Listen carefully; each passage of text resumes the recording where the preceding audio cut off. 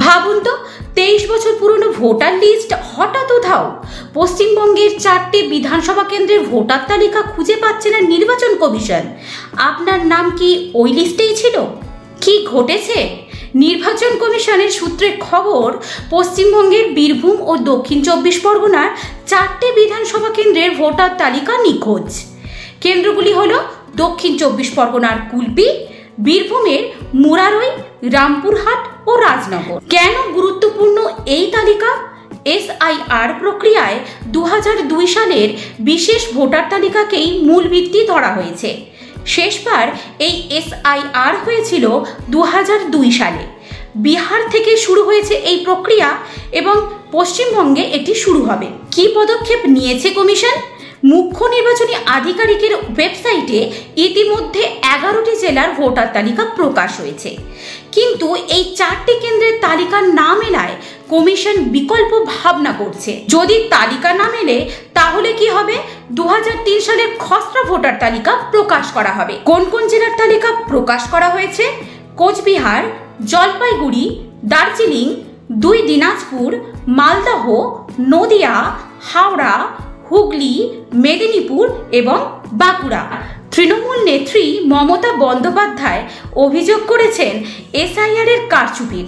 ঘোষণা করেছেন 8ই আগস্ট জাতীয় নির্বাচন কমিশনের দপ্তর ঘেরাও। সংসদ ও রাজনীতি উত্তাল এই ইস্যুতে। এবারে আলোচনা করব বা উত্তর দেব SIR সম্পর্কিত পূর্বে যে ভিডিও আপলোড করেছিলাম সেই ভিডিওতে করা কমেন্ট সম্পর্কে। তবে তার আগে বলি, যখনই এবার থেকে কেউ কমেন্ট করবেন তখনই আপনি কোন জেলা থেকে কমেন্ট করছেন একটু জানিয়ে দেবেন, তাহলে আমার সেই জেলা সম্পর্কে কিছু আপডেট খবর জানা থাকলে বলার সময় জানিয়ে দেব। এর সাথে জানিয়ে রাখি, ভিডিও ডেসক্রিপশন বক্সে আমাদের হোয়াটসঅ্যাপ চ্যানেলের একটি লিংক দেওয়া আছে।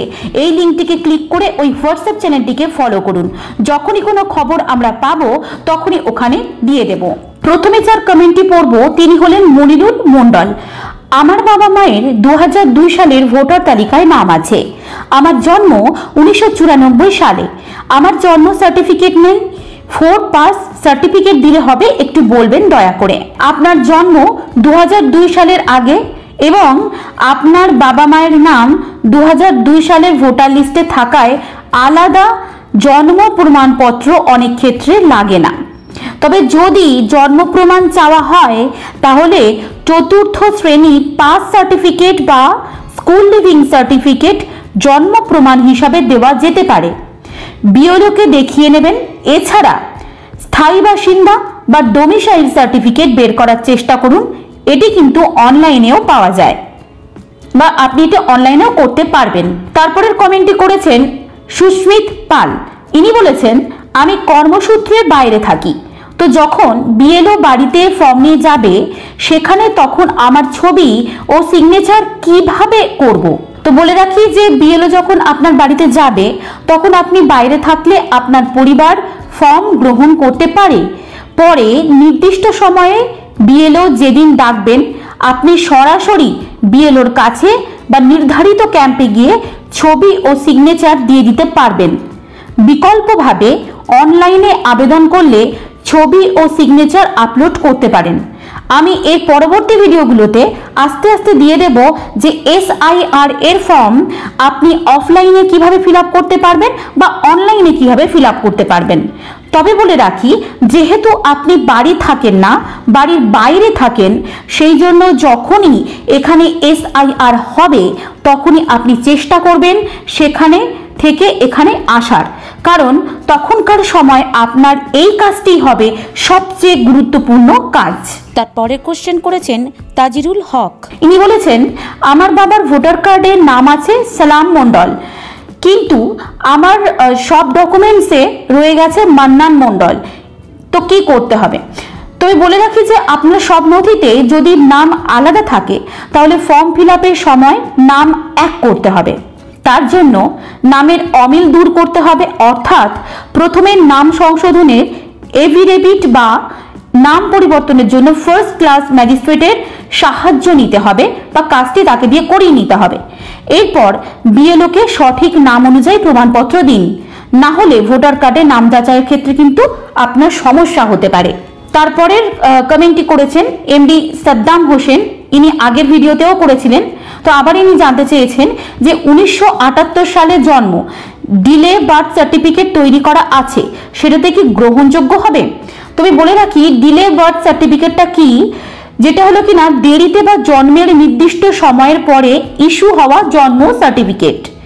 সাধারণত এটি গ্রহণযোগ্য যদি সেটি মিউনিসিপ্যালিটি বা পঞ্চায়েত থেকে অফিসিয়ালি ইস্যু করা হয়ে থাকে এবং রেজিস্ট্রেশন নাম্বার থাকে। তবে কখনো কখনো অতিরিক্ত প্রমাণপত্র যেমন স্কুল সার্টিফিকেট বা ভোটার লিস্টে বাবা মায়ের নাম চাওয়া হতে পারে, তাই সেগুলোকেও সাথে রাখবেন। এর পরের কমেন্টটি করেছেন শোভন মৌলিক। ইনি বলেছেন 1987 সালের আগের ব্যাংক অ্যাকাউন্টের স্ট্যাম্পড ডিপোজিট স্লিপ আছে, ব্যাংক পাসবুক নেই, এটা কি ডকুমেন্ট হিসাবে চলবে? Kindly update. তো বলে রাখি যে স্ট্যাম্পড ডিপোজিট স্লিপ এটা ভোটার প্রমাণপত্র হিসাবে সাধারণত গ্রহণযোগ্য হয় না। ভোটার তালিকা সংশোধনে ব্যাংক পাসবুক বা অফিসিয়াল ব্যাংক স্টেটমেন্ট, যেটা কিনা হচ্ছে আপনার ওই ব্যাংকের সিল ও সই সহ যেরকম থাকে আর কি, সেইটা কিন্তু দেওয়া যেতে পারে। আপনি চাইলে ব্যাংক থেকে ডুপ্লিকেট পাসবুক বা অফিসিয়াল সার্টিফিকেট সংগ্রহ করতে পারেন ওই ব্যাংকে যদি এখনো অ্যাকাউন্ট থেকে থাকে, যাতে অ্যাকাউন্ট খোলার তারিখ ও ঠিকানা উল্লেখ থাকে, সেটি বেশি গ্রহণযোগ্য হবে। এর পরের কমেন্টটি করেছেন অ্যাবাউট আলেপ গাজী। ইনি বলেছেন যে 2002 সালের মা অথবা বাবার ভোটার তালিকায় নাম আছে কিন্তু ছেলে বা মেয়ের 11টির মধ্যে একটাও নেই, তাদের কি হবে? এক্ষেত্রে বলে রাখি, যেহেতু মা বাবার নাম 2002 সালে ভোটার তালিকায় আছে, তাই তাদের পুরনো ভোটার হিসেবে গণ্য করা হবে এবং ভোটার তালিকায় নাম থাকে তাহলে শুধু যাচাই বা ভেরিফিকেশন করতে হবে। যদি নাম বা ঠিকানায় ছোটখাটো ভুলও থাকে তাহলে ফর্ম 8 দিয়ে সংশোধন করতে হবে। নতুন কোনো জন্ম প্রমাণপত্র লাগবে না, কারণ 2002 সালের লিস্টে নাম থাকাটা এই প্রমাণ হিসাবে ধরা হবে। ছেলে বা মেয়ের ক্ষেত্রে যেহেতু 11টি ডকুমেন্ট নেই আপনি বলেছেন, সেই জন্য তাদের নতুন ভোটার হিসেবে নাম তুলতে হবে এবং ফর্ম 6 ফিল আপ করতে হবে। 2002 সালে ভোটার লিস্টে যেহেতু বাবা মায়ের নাম আছে, সেই জন্য ছেলে মেয়েদের এই ক্ষেত্রে কোনো রকম সমস্যা হবে না। যদি পারেন স্থায়ী বাসিন্দা সার্টিফিকেট একটা তুলে নেওয়ার চেষ্টা করবেন। এটা কিন্তু অনলাইনে আপনারা অ্যাপ্লাই করতে পারেন। এটা করলে 10 থেকে 12 দিনের মধ্যে আপনারা এই স্থায়ী বাসিন্দা সার্টিফিকেটটি পেয়ে যেতে পারেন। আচ্ছা, এর পরের কমেন্টটি করেছেন দীপ হাজরা। তো ইনি বলছেন যে 2024-এর ভোটার লিস্টের অ্যাড্রেস যা ছিল এখন অ্যাড্রেস চেঞ্জ হয়েছে, কিন্তু অ্যাড্রেস চেঞ্জ করা হয়নি, আমি কিভাবে ভেরিফিকেশন করব? এখন কি অনলাইন অ্যাড্রেস চেঞ্জ করা যাবে? আপনি অনলাইনে ঠিকানা পরিবর্তনের জন্য আবেদন করতে পারবেন। তো ফর্ম 8 যেটা কিনা আমি বলেছিলাম যে কারেকশন ফর্ম, যেটাতে কিনা সমস্ত ভুল কিছু কারেকশন করা যায়, তো সেই সংশোধনের ফর্মটা কিন্তু আপনাকে ব্যবহার করতে হবে, অর্থাৎ ফিল আপ করতে হবে। এটা আপনি অনলাইনে করতে পারবেন, এটা আপনি অফলাইনে করতে পারবেন। ওয়েবসাইট বলে দিই, nvsp.in বা ভোটার হেল্পলাইন অ্যাপ, এটা কিন্তু অনলাইনের মাধ্যমে আপনি করতে পারবেন। অথবা যদি অফলাইনে করেন তাহলে eci.gov.in, এইখানে গিয়ে আপনি ফর্মটিকে ডাউনলোড করে নিয়ে ফর্মটা ফিল আপ করে জমা করুন। প্রয়োজনীয় প্রমাণপত্র হিসাবে বলে রাখি, নতুন ঠিকানার জন্য বিদ্যুৎ বিল, যদি আপনি ভাড়া থাকেন, আমি জানি না আপনি ভাড়া থাকেন না নিজস্ব বাড়িতে থাকেন, এসব কিছু বলেননি, তবু আমি বলে রাখি যে যদি আপনি ভাড়া থাকেন তাহলে ভাড়ার যে চুক্তিপত্র আছে সেটা বা ব্যাংক পাসবুকের মতো ঠিকানা প্রমাণ হিসাবে আপনি দিতেই পারেন। আবেদন করার পর বিএলও বাড়িতে এলে যাচাই করবেন এবং নতুন ঠিকানায় ভোটার লিস্টের আপডেট এখানে হবে। এরপরে কোয়েশ্চেন করেছেন যে বেনেডিক্ট হাসদা, এই আইডি থেকে করা হয়েছে।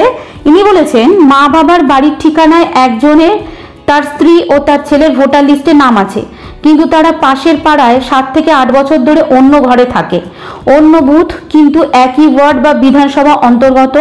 এই ক্ষেত্রে তাদের কি হবে? তাদের কাছে 11টি ডকুমেন্টই আছে। তো বলে রাখি, যদি আপনার নতুন বাড়ি একই বিধানসভা বা ওয়ার্ডের মধ্যে হয় তবে ঠিকানা আপডেটের জন্য শুধুমাত্র ফর্ম 8 দিয়ে আবেদন করতে হবে, যেটাকে আমি একটু আগেই বললাম কি যে সংশোধন করার ফর্ম 8টা কিন্তু কারেকশন ফর্ম। তো এটা আপনি কিন্তু অ্যাপ্লাই করতে পারেন। এছাড়া 2002 সালের লিস্টে নাম থাকলে জন্ম প্রমাণ লাগবে না, শুধু নতুন ঠিকানা প্রমাণ, যেমন বিদ্যুৎ বিল, যদি আপনি ভাড়া থাকেন তাহলে সেই ভাড়ার রসিদটা, আধার ইত্যাদি, বা ভাড়ার যে চুক্তিপত্র সেটা, আর আধার ইত্যাদি। তো আধার ভোটার কার্ড সম্পর্কে কিন্তু এখনো সেইভাবে কোনো কিছুই বলা হয়নি। সুতরাং এটাকে আপনি দেখাতে পারেন যে আপনার এটা আছে, ঠিক আছে, দিলেই হবে। বিএলও যাচাই করে নতুন ঠিকানায় ভোটার লিস্টের নাম আপডেট করবেন। তো ভিউয়ার্স, আজকে ভিডিওটা একটু যদি হেল্পফুল বলে মনে হয়, আপনার আত্মীয় স্বজন বা বন্ধু বান্ধবদের সঙ্গে শেয়ার করতে ভুলবেন না। যদি কিছু জানার থাকে অবশ্যই কমেন্ট বক্সে জানাতে ভুলবেন না। আর এমন আপডেট পেতে চ্যানেলটিকে সাবস্ক্রাইব করে রাখুন। আমি এখানে শেষ করলাম আজকের ভিডিওটি। পরবর্তী ভিডিওর জন্য অবশ্যই অপেক্ষা করবেন। ভালো থাকবেন, সুস্থ থাকবেন। সম্পূর্ণ ভিডিওটি মন দিয়ে দেখার জন্য আপনাদেরকে জানাই অসংখ্য ধন্যবাদ।